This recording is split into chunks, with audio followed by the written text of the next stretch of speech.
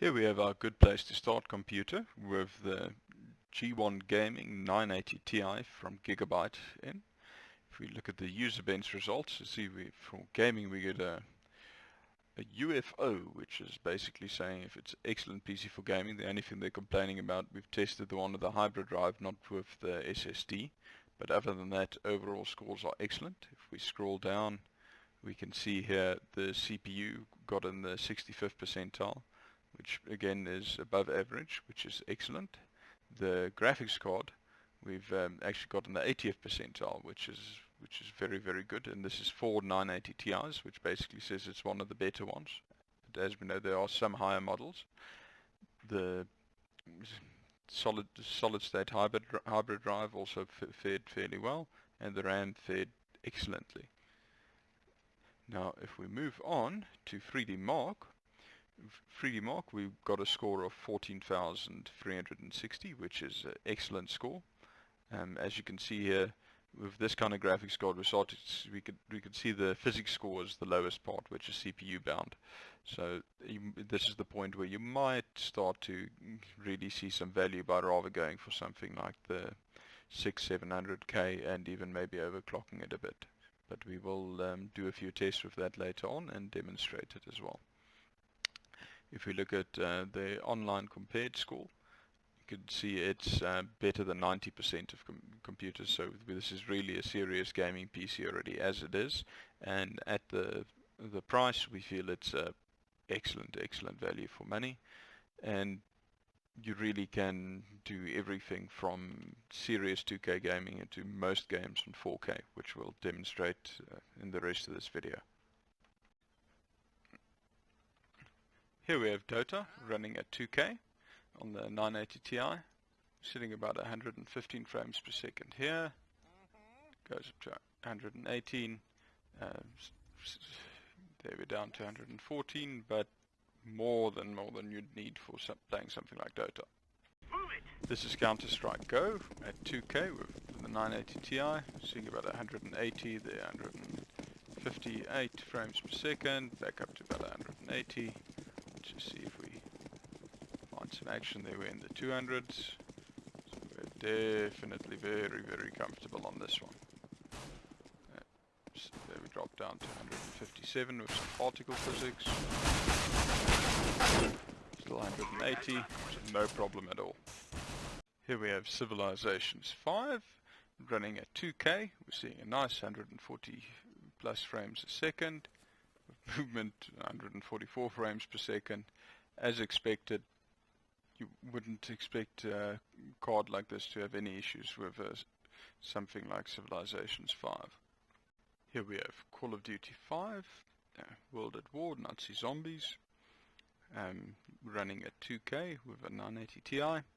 As we'd expect to see, it's locked in completely at its 91 frame per second limit. It seems to be no matter what you do, it with most modern almost higher end modern graphics card, it's stuck at that limit.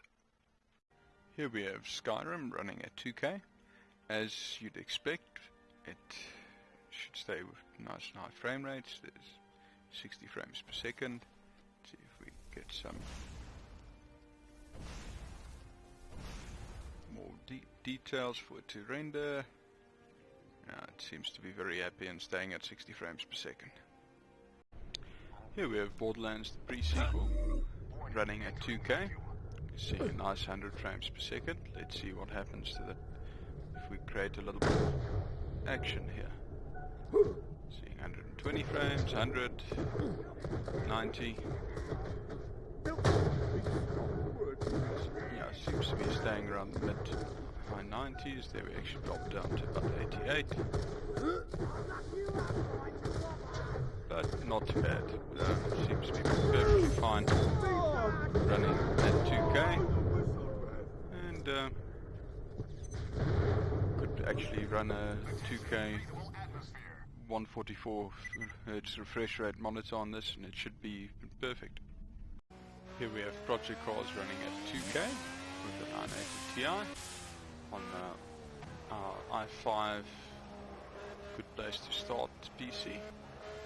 This is significant because this is actually one of the few DirectX 12 games available at the moment. And the DirectX 12 games use a lot more of the CPU power if it's available, and that basically says with this kind of graphics card the i5 is more than enough, because we're seeing frame rates of between 150 and 130 frames per second, which is great. I mean, it's high enough that you could really actually get some of the benefit if you're running a 2K 144Hz monitor, especially if you have something like G-Sync, which will sync every frame to give you incredibly smooth image.